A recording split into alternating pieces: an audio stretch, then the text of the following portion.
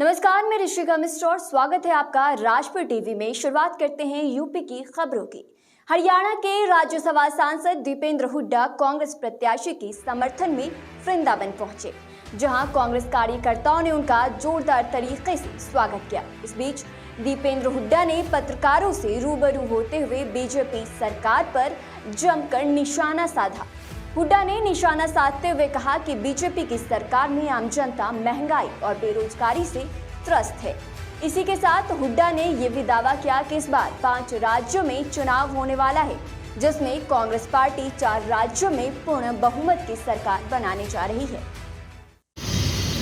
जिसका दिल्ली लखनऊ का सिंहासन इतना अहंकार में ऊंचा हो गया है कि उनको देश की आम जनता दिखनी बंद हो गई। उत्तर प्रदेश की आम जनता दिखनी बंद हो गई। इनके अहंकार को तोड़ा जाए, अहंकार चकनाचूर किया जाए, ये एक मुद्दा है। क्योंकि आम जनता त्रस्त है बेरोजगारी से, महंगाई से, देश की अर्थव्यवस्था चौपट हो गई, किसान पे अत्याचार हुआ, लेकिन इनको किसान की पगड़ी ना दिखी, आम आदमी का घर का बजट ना दिखा। यूपी के डिप्टी सीएम दिनेश शर्मा ने गोवर्धन में प्रबुद्ध सम्मेलन किया, जहां उन्होंने ब्राह्मण मतदाताओं को अपनी तरफ साधने की कोशिश की।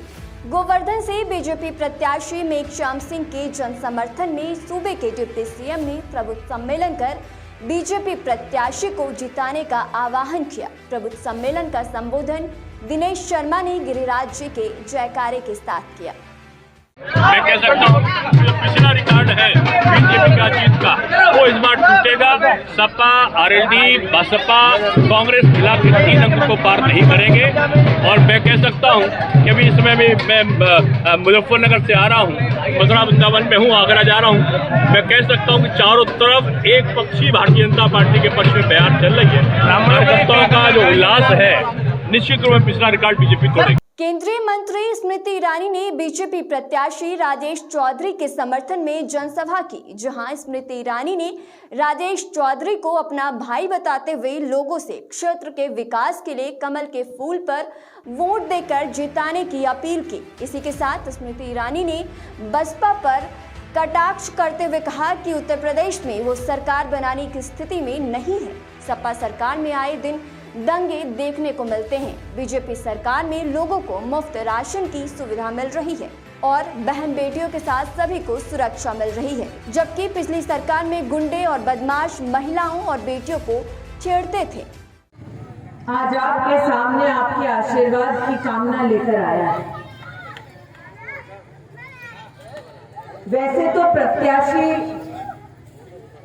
केंद्र से नेताओं को आमंत्रित करते हैं कि उनके चुनाव में प्रत्याशी के लिए वोट मांगा जाए, लेकिन आज मैं अभिमान के साथ कहती हूं कि मैं आपके सामने भाजपा की नेता नहीं, बल्कि राजेश चौधरी की बहन बनकर हाथ जोड़कर आपका आशीर्वाद अपने भाई के लिए मांग रहा है।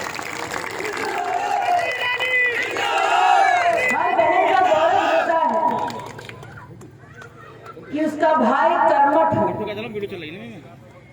हर बहन का गौरव होता है कि उसका भाई जनता के दिल में बसा। हर बहन का गौरव होता है कि जब उसके भाई को परिजन, परिवार, समाज देखे तो समाज के मन में ये विश्वास उठे कि विपदा की घड़ी में ये व्यक्ति हमारा साथ कभी नहीं छोड़ेगा। गाजियाबाद मुरादनगर विधानसभा समाजवादी पार्टी आरएलडी गठबंधन प्रत्याशी सुरेंद्र कुमार मुन्नी को अब ब्राह्मण समाज का समर्थन मिलने लगा है। इसी कड़ी में उन्होंने कहा कि अगर उत्तर प्रदेश में समाजवादी सरकार आती है तो किसान वर्ग का विशेष ध्यान रखा जाएगा। बीजेपी सरकार ने किसानों को लगभग 1.5 वर्ष तक उनका उत्पीड़न किया है और लगभग 700 किसान भी इस आंदोलन में मारे गए हैं। किसान आंदोलन का जिक्र करते हुए आगे उन्होंने कहा कि अगर यह कानून सही नहीं था तो वापस क्यों किया गया। बीजेपी सरकार ने किसानों को लगभग 1.5 वर्ष तक उनका उत्पीड़न किया और लगभग 700 किसान भी इस आंदोलन में मारे गए। किसान आंदोलन का जिक्र करते हुए आगे उन्होंने कहा कि अगर ये कानून सही था तो वापस क्यों किया गया? अगर ये किसानों के हित का नहीं था तो इसे किसानों पर क्यों जबरदस्ती थोपा गया? अब जनता जागरूक हो चुकी है, अब किसी के बहकावे में आने वाली नहीं है। बीजेपी पार्टी से सांसद रवि किशन गाजियाबाद पहुंचे, जहां उन्होंने गाजियाबाद के विजयनगर इलाके में विधानसभा 56 से प्रत्याशी अतुल गर्ग के लिए जनसंपर्क किया। रवि किशन ने विजयनगर सेक्टर 9 से लेकर लीलावती तक रैली करते हुए जनता से अतुल गर्ग को जिताने की अपील की। रैली को संबोधित करते हुए रवि किशन ने कहा कि भारतीय जनता पार्टी उत्तर प्रदेश से 325 से अधिक सीटें जीत का दावा किया और साथ ही साथ विपक्षों की जमानत जब्त की नसीहत भी दे डाली। ऐतिहासिक जीत है। गर्ग साहब करीबन 1.25 लाख वोट से ज्यादा से जीत है। और रही बात गाजियाबाद की, सारी सीटें लोनी लोगों को लग रहा था वो भी हमारे कंट्रोल में पूरा 300 से 25 से ऊपर से मंत्री बना रहे हैं। डबल इंजन की सरकार है। पूज्य महाराज जी दोबारा मुख्यमंत्री बन रहे हैं। बोलो जय श्री राम। ऐसे ही तमाम खबरों के लिए देखते रहिए राजपीठ टीवी, सबसे पहले भारत। अब आप अपने पसंदीदा चैनल राजपीठ टीवी को देख सकते हैं पसंदीदा OTT प्लेटफॉर्म पर।